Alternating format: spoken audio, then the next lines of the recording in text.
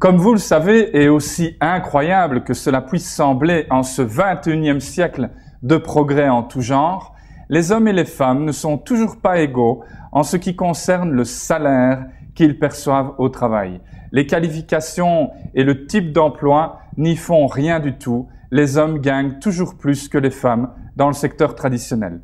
Il est pourtant une profession où cette discrimination est totalement bannie, totalement impossible. Et cette profession s'appelle le MLM, le marketing relationnel. Et mesdames, dans le MLM, vous êtes particulièrement doués, beaucoup plus que nous les hommes. Et c'est pourquoi il a été décidé de faire un épisode spécial en hommage pour vous, mesdames, qui faites du MLM ou qui n'en faites pas encore et qui devriez sérieusement vous y intéresser. Préparez de quoi prendre quelques notes. C'est parti mon kiki. Bienvenue.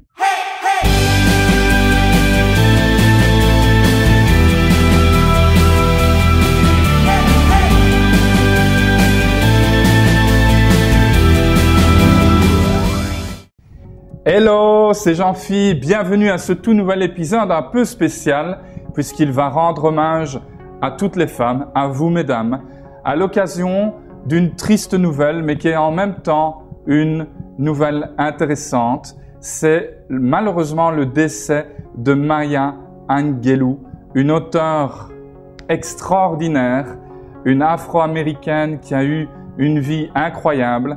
Elle a été violée à l'âge de 7 ans par son beau-père.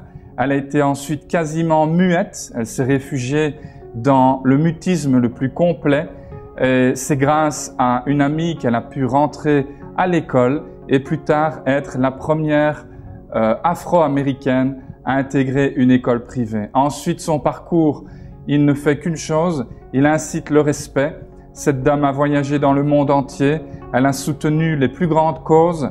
Elle a développé une carrière d'auteur absolument phénoménale qui la place parmi les plus grands des plus grands. Elle parlait notamment l'anglais, le français, l'italien, l'espagnol et l'arabe. Elle a fait énormément pour la cause des femmes, énormément pour la cause des Noirs. Et en ce 29 mai 2014, elle vient de pousser son dernier soupir suite à une longue maladie à l'âge de 86 ans. Alors, pour lui rendre hommage et vous rendre hommage à vous, j'ai traduit un poème de Maya, un poème qui s'intitule « Phénoménalement femme ». Alors je l'ai traduit un peu rapidement, un petit peu adapté. Et mesdames et messieurs, pourquoi pas, soyez très attentifs, écoutez bien les paroles. Et chaque fois que vous aurez un moment de doute, remémorez-vous ce poème, revisionnez cette vidéo si nécessaire, parce que ça va vraiment vous faire du bien. Alors si vous me permettez, je vais vous lire la traduction que j'ai faite à la hâte et je vous demande vraiment toute votre attention. Les jolies femmes se demandent où mon secret réside. Je ne suis pourtant ni mignonne, ni chaloupée comme une de ces filles de magazine. Mais lorsque je commence à leur expliquer, elles pensent que je ne dis que des mensonges. Je dis, c'est dans la portée de mes bras, dans la rondeur de mes hanches, dans la courbe de mes lèvres. Oui, je suis une femme, phénoménalement, une femme phénoménale. C'est ce que je suis. J'entre dans une pièce aussi détendue qu'il vous plairait. Et aux yeux d'un homme, les uns debout ou les autres tombant à genoux, ils pullulent autour de moi comme une ruche d'abeilles. Et je dis, c'est dans le feu de mes yeux, dans le flash de mes dents, dans le balancement de ma taille et dans la joie de mes pieds. Oui, je suis une femme. Les hommes eux-mêmes se sont demandé ce qu'ils voyaient en moi. Ils ont tellement essayé, mais ils ne peuvent pas toucher la grâce de mon mystère intime.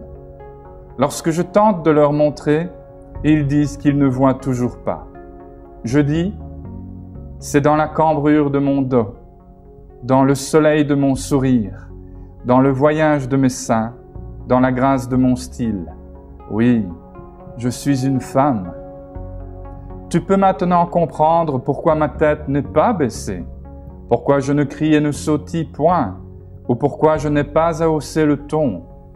Lorsque tu me vois passer, je veux que tu sois fière. Je dis, c'est dans le tintement de mes talons, dans l'ondulement de mes cheveux, dans la paume de ma main, dans la chaleur de mes soins. Parce que oui, je suis une femme, phénoménalement, une femme phénoménale. C'est ce que je suis. Et vous aussi. Voyez quel beau texte.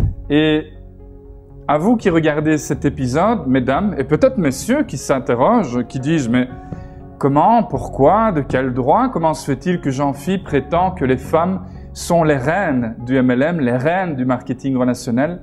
Eh bien, c'est assez simple, mesdames. C'est parce que vous êtes génétiquement mieux programmés que nous les hommes qui agissons parfois un peu comme des ours, comme des barbares.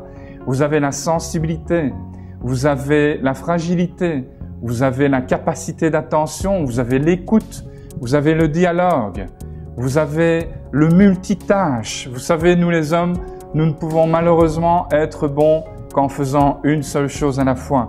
Mais vous, mesdames, tout est dans l'encadrement, tout est dans l'amour, tout est dans le soin que vous prodiguez autour de vous.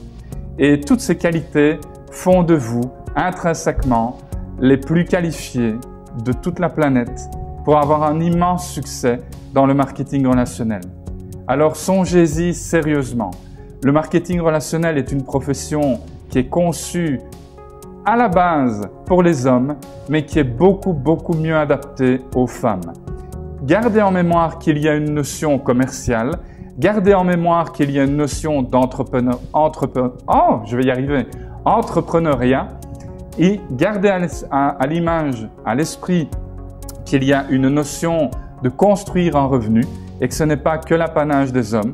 Nous sommes au 21e siècle et vous pouvez parfaitement aussi bien gagner votre vie que les hommes, voire beaucoup plus, grâce à vos qualités qui vont vous permettre de vous épanouir comme jamais au sein de cette profession extraordinaire qu'est le marketing relationnel. Voilà, je vous remercie d'avoir été attentif à cet épisode un peu spécial en hommage à Maya Angelou et à toutes les femmes qui peuplent cette belle planète. Merci d'exister et à très bientôt. Je vous embrasse. Bye bye.